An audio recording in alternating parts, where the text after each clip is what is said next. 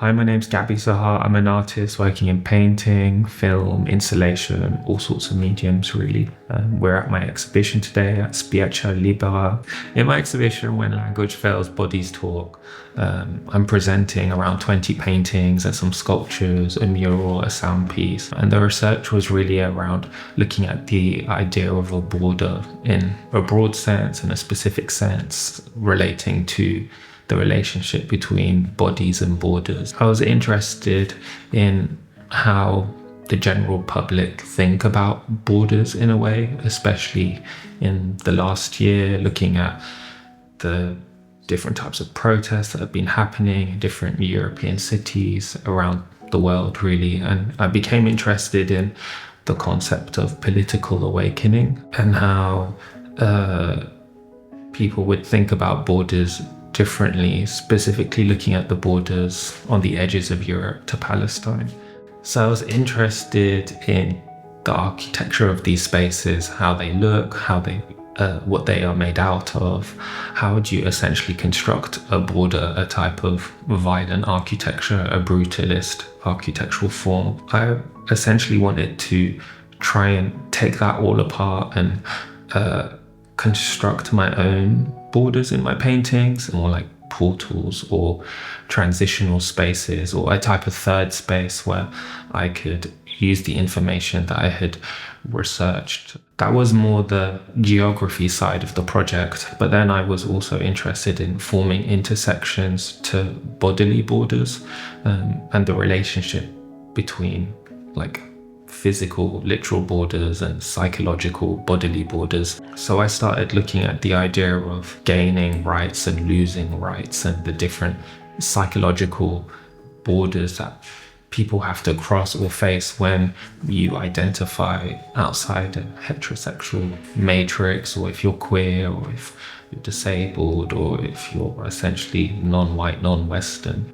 So then the composition in my painting started forming. It was quite semi-fictional, semi-abstract, taking different bits of research from Palestinian, Middle Eastern borders, and also research around different types of artworks that had dealt with going beyond a border, which were quite queer, which were subversive or transgressive. I was really drawn by artists like Pierre-Maël Dalle or Francis Bacon or William Blake, all of which were playing with how the body was represented in an art practice to comment on the legacy of war and the pain that it was having.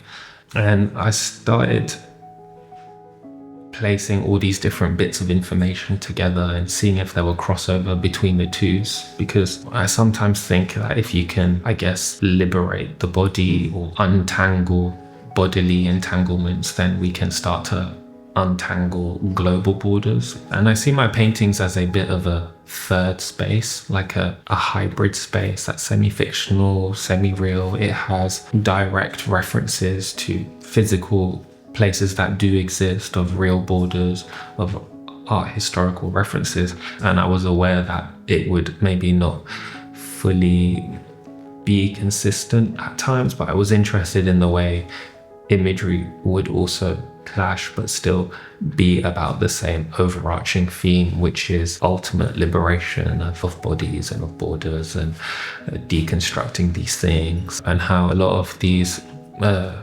big global topics intersect, and how conversation flows nowadays, how ideas can cross-pollinate between each other, and how different types of images and ideas can unlock different ways of thinking. So I became interested in Palestinian measurable dates just because they're a product that's sold all over Europe and quite globally. It's one of the few products that's widely exported from Palestine and has physically gone through a border. And I was just thinking, if this box could talk back, or if it had a story, what would it visually look like on this box? It turned into a bit of a collage of thinking about all the different types of materials and spaces that this box of dates has gone through just to enter the European market. I don't want to give someone facial features or ethnicity or link them to a part of the world. I see them as very like vibrant and alive creatures in my work that are kind of surpassing their categories as humans, as gendered beings. The body is a more of an architectural form that is linked to its environment and surroundings. So often the bodies in the exhibitions are more like silhouettes or reference from art history.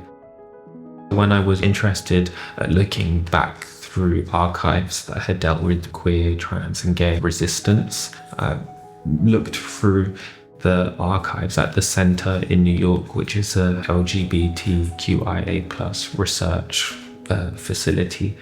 And they had a lot of photos of the Pier District in New York during the 1970s. And it was at this time that a lot of people congregate at the piers and live their more liberated lives. These piers are environments in New York that are crumbling and falling apart, and it reminded me in a way of a type of border that these people were trying to cross, that they were trying to achieve, that they were trying to gain rights from this environment. For me, that linked a lot to the idea of the Palestinian struggle as well, of trying to recognize Palestinian rights and gaining recognition as well for Palestine as a country, and to essentially produce a type of anti-war imagery.